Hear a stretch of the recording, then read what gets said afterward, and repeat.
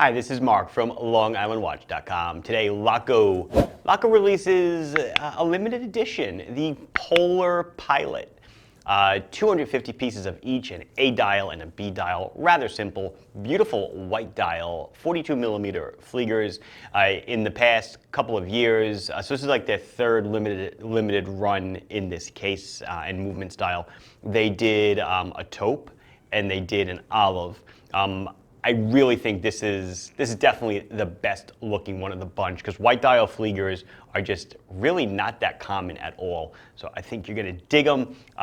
You'll notice that the Islander clock, if you missed the last video, somebody 3D printed that clock for me. It's actually a clock. The main arrow is pointing to, I don't know, sometime between 12 and 1. Right now it's 12:43. Well, is the Atmos right? The Atmos is a little fast. The Atmos has to be adjusted, but and the little thing in the middle is the minutes. I didn't hang it up yet. Anyway, for my own wrist check, I'm wearing one of our own limited editions. This was the Lume Glacier collab that we did about a year and a half ago. And then on my other wrist is the Islander Bethpage Amerigraph, another whitish dial watch. So I guess subconsciously I went with the white dial theme today. This is full Lume PVD. Assembled in America wristwatch. That's it. Let's check out these new Lacos. So here we go. The Laco Polar Pilot limited edition. They are making 250 of each one, so that's 500 in total if your math skills are up to par.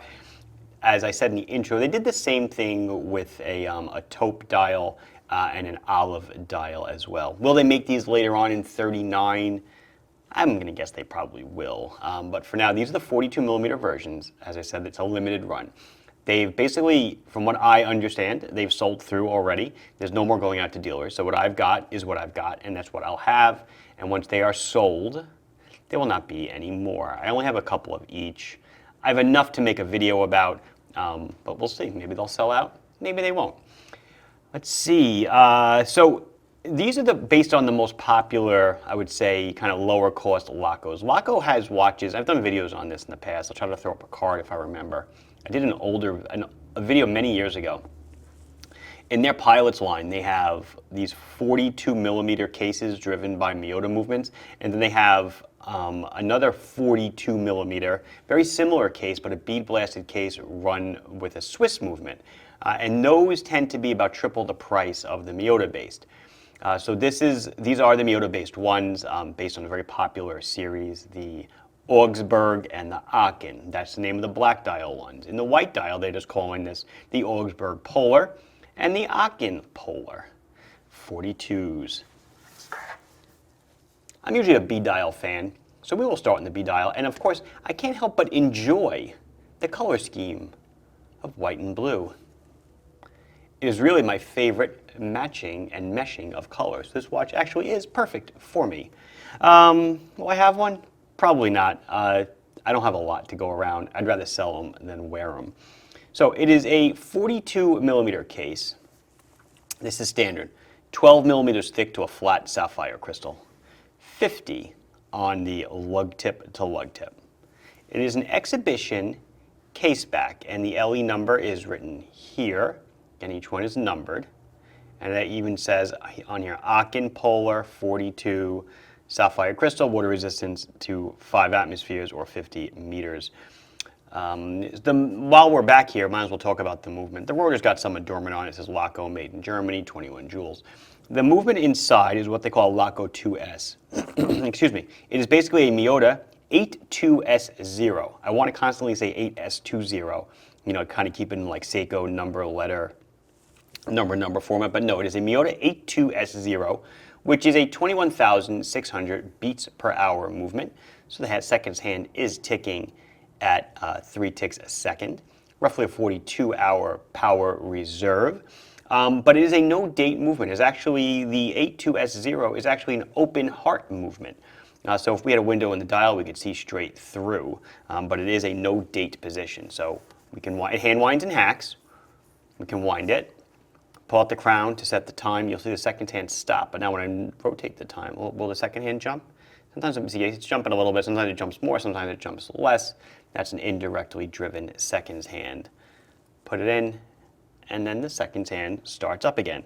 It is a 20mm lug. It comes in a beautiful brown leather strap with, I'm going to call them faux rivets, if you will, because here's the head on this side and magic.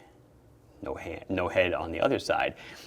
Beautiful strap, it says right here, handmade in Germany. It actually is a really nice strap. The coloring is beautiful. Contrast white stitching. Of course, a signed buckle. We can check out the price tag. It is $540 US. That is the model number 862157. The A dial is 862156. Aachen Polar 42 limited edition. We saw the back, right? Want to cut them in a little bit closer? Woohoo! Isn't that cool? Never gets old, never gets old. So if we look at the dial, what makes it polar, obviously, is the stark white dial. I will rotate it and move it so you can see it reflecting off of different surfaces. Above here is white, the lens is black. My shirt is blue. But just so you can get an idea that it is white as my gloves, if I had new ones on. Yeah, I think I changed these 2 videos ago. There's an eyelash on this one. It is white. And then we have the black hour circle, and then the numbers are done outlined in Lume. The hands, if that's not coming through, the hands are actually thermally blued, filled with Lume. And then the indices and the 5-minute indices and the tick mark, you see it done in a beautiful radiant blue. The Lume itself is Superluminova C3 blue line. What the hell does that mean? C3, most people think is just a green glowing paint. No, that's default. C3 is basically what the color of the pigment is when the lights are on. So it has that kind of greenish hue or shade to it. But when the lights go off, that color can be tailored. In this case, Laco, from what I haven't done the Lume shot yet, I'm hoping, has used blue line, so it should light up in blue. Beautifully done. If I were to, kind of, I don't want to say throw shade, as the kids say nowadays, in my opinion, the numbers being outlined, I understand they probably want to make them light up in Lume, but I feel like there's kind of, a shadowy effect there. The A dial is the exact same price, exact same specs, 42, 12, 50, 20 on the lug. Same movement. Woo. Same water resistance. It is a pop back, by the way, snapback, pop back. If you've ever dealt with these before, they are openable. Luckily, you don't have to open them often to service them, but it is a very annoying hard plastic gasket that if you don't seat it correctly the first time you press the back on, the gasket's garbage and you have to get another one. So hand winds, ice hacks, beautiful crown. Excuse me, I'm battling something. On this one, A dial, we have the same thermally blued hands, the markers are blue, the numbers are outlined, blah, blah, blah, blah. And just really quick difference between A dial and B dial. Again, I've done videos on this as well. Maybe I'll throw up a card again if I remember. And editing. Future Mark, remember to do this. Okay. A dial, B dial, this is considered to be more of the pilot's dial, whereas ours are of importance, so the hands extend out, and you can easily tell the time, whereas this would be a Beobachter, a navigator dial, or observer dial.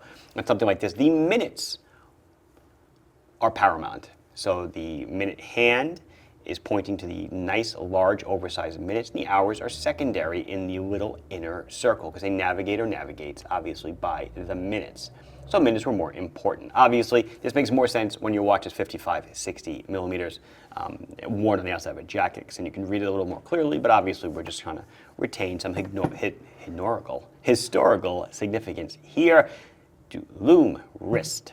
So here we go. This is the B dial, clearly. It is blue line, so that it is giving a bluish pigment tinge to it. Let's see, I don't know how this... So here's happens to be a Islander Brookville sitting here, exposed to the same light, so it's, you see green. But it looks great, very easy to tell the time, and then let's see, do I have to... No, the A dial still looks good. That's the beauty of Superluminova. It works really, really well and keeps its charge going for a while. But look at the seconds hand. It really looks nice. I did a good job on the Lume on this one, I will admit it. So here's that B dial on my wrist.